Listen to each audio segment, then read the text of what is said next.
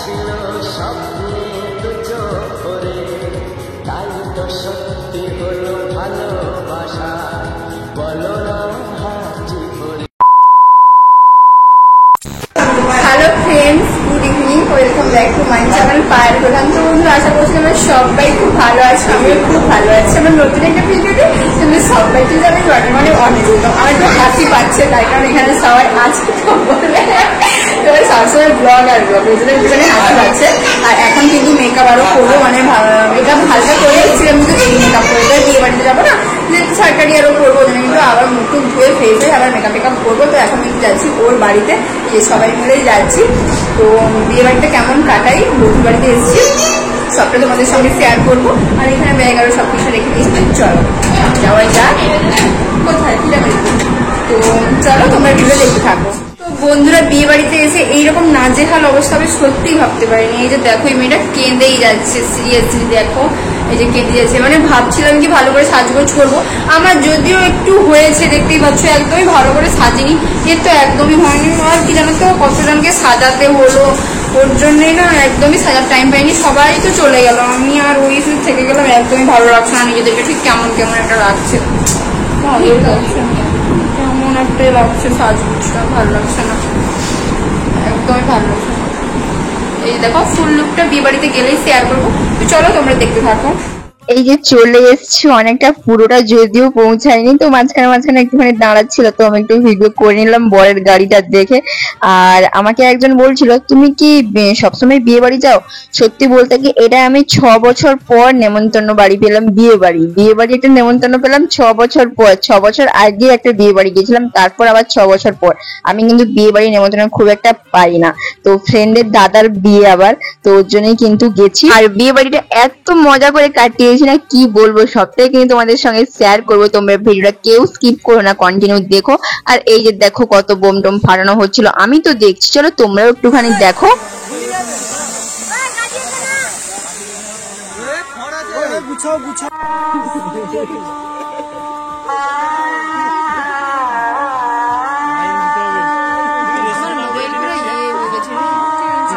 হাত দিতে হবে, ভালো করে দেখতে হবে। এই যে ভিডিও শুরু করেছে অন্য জায়গায় দেখবি, সেটা আর হয়ে যাবে। যাই হোক, এসে এই যে বসছি, আর আমার ভীষণ লজ্জা করছিল। আর ও বলছে একটুখানি ব্লগ কর, পাগল করে দিচ্ছে আমার এই ফ্রেন্ডটা।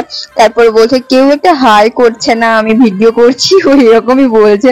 ভয়েসটা মিউট করে দিয়েছি, তার কারণ হচ্ছে ব্যাকগ্রাউন্ড থেকে আওয়াজ আসছিল, তো কপিরাইট আসবে ওর জন্য। তো যাই হোক, তারপর এই যে দেখো, ও মানে রিলস বানাবে বলে গান টান খুঁজছে, আর ওই দিকটায় বর বসে আছে। তো আমাদের ফ্রেন্ড, মানে যে ফ্রেন্ডের দাদার বিয়েতে গেছি, তো ওরই দাদা।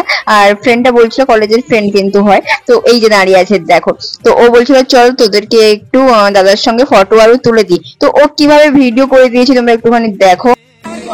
আরে হ্যাঁ,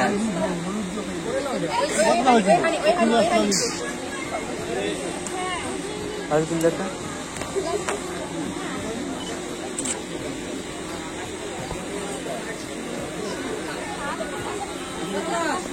বন্ধুর দাদা মানে বরের সঙ্গে তো ফটো আরো তোলা শেষ, তারপরে কিন্তু চলে এসেছিলাম বউয়ের সঙ্গে ফটো তুলবো বলে। এই যে দেখো, এখন আমি দাঁড়িয়েছি, ফটো আরো তোলা হয়ে গেছে। আর এইদিকে ক্যামেরাম্যান একটুখানি লজ্জা পেয়ে যাচ্ছে, তারপরে একটুখানি পোজ দিয়ে দিল, যেহেতু ভিডিও করছে, তো ওর জন্য এই যে দেখো লজ্জায় মুখটা ঘুরিয়ে নিচ্ছে। তো যাই হোক, তারপর এই যে দেখো এখন বাইরে বেরিয়ে চলে এসেছি, আর আমি ফটো তুলবো বলে এসেছি। আর তোমরা অনেকেই হয়তো জানো আমার সব ফটো আরো ডিলিট হয়ে গেছে। যাই হোক, ক্যামেরায় তুলেছিলাম বলে ফটোগুলোই শুধুমাত্র আছে, না হলে কিন্তু আমার মোবাইলে যত ফটো তুলেছি সবই ডিলিট হয়ে গেছিল। আর ভিডিওগুলো তো আমি মেমোরিতে ট্রান্সফার করে রেখেছিলাম, ওর জন্য ভিডিওগুলো কিছু থেকে গেছে। তো যাই হোক, এখন আমার ফটো আরো তোলা শেষ, এখন ফ্রেন্ডের ফটো তোলা চলছে।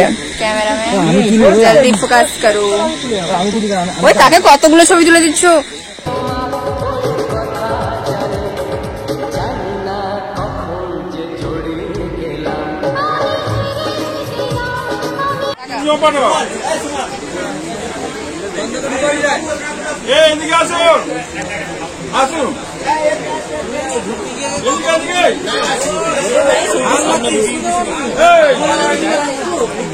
অনেকেই মনে মনে ভাবে যে সব জায়গা থেকে ভিডিও করতে হবে। অ্যাকচুয়ালি কি বলতো, ব্লগ করলে প্রথমে শুধু ঢুকছি, তারপর যখন বেরাচ্ছি তখন দেখালে তো হয় না, এ টু জেড সবই দেখাতে হয়।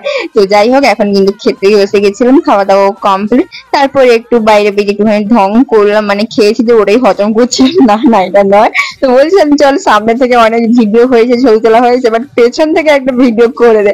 তো ওটাই করে দিয়েছিল, আর ভীষণ পরিমাণে মজা করেছি। সত্যি বলতে কি, আমার রিলেটিভ কারোর বিয়ে টিয়ে হলে হয়তো এতটাও আনন্দ হতো না। হ্যালো বন্ধুরা, তো এখন বাজে 1:33, মানে 1:30।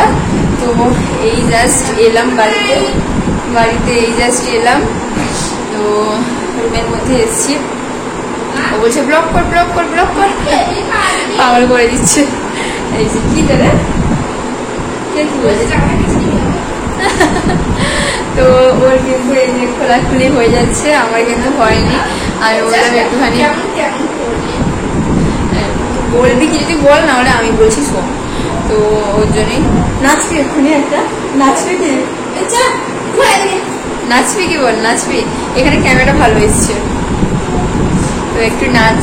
1:30 বেজেছে, 3টার দিকে ঘুমাবো, 2টো পর্যন্ত নাচবো, 3টার দিকে মোবাইল দেখে ঘুমাবো। দেখো গাইস, আমি কিন্তু এরকম সেজেছিলাম, ওকে যা টিকা দিয়েছিল এখানে, দেখো সত্যি কথা বলছি। আমাকে সবাই বলছে একটু মেকআপ করে দাও, মেকআপ করে দাও। তাদের সবাইকে মেকআপ করতে করতে গিয়ে আমার এরকম বদল হয়েছিল। তবুও সিম্পলের উপরে একটু ছোটখাটো ভাবে এরকম সেরে চলেছিলাম। এরকম শ্মশান দিয়ে আসছিলাম বলে এরকম চুলটো উঠিয়ে দিয়ে খুব, কোথায় শ্মশান রে, সাইডে ছিল বলে এরকম চুলটো। এ বাবা, আমি তো এটাই ভাবছি, আমি বললাম আমার চুলটা খোলা আছে। দেখো আমাকে কিন্তু পুরো বউ বউ লাগছে। আমাকে একবারও বললি না। ঘোমটা একটু ঘোমটা একটু দিয়ে দিলাম। আমার মাও সবসময় জন্য বলে চুলটাকে ছেড়ে যাচ্ছে না, রাতে যেহেতু এত রাতে আর দেখো গাইস, আমাকে কেমন লাগছে কিন্তু কমেন্টে জানান। আমার দুজনকে আজকে কেমন লাগছিল অবশ্যই তোমরা কমেন্ট করে জানিও। হ্যাঁ, একটু এরকম ওকে বউ বউ লাগছে, এই যে, আর আমাকে বুড়ি বুড়ি লাগছে, তাই না? না না না, একদম না। ও একদমই ওই যে ডাল দেওয়া হয়, ডালা তো যাই হোক, আমার হাত ব্যথা করছে। চলো আমি শার্টটা চেঞ্জ করে ফেলি। তো আজকে দেখা হবে নতুন কোনো একটা ভিডিওতে। আজকের মতো সবাইকে tata, good night, bye bye.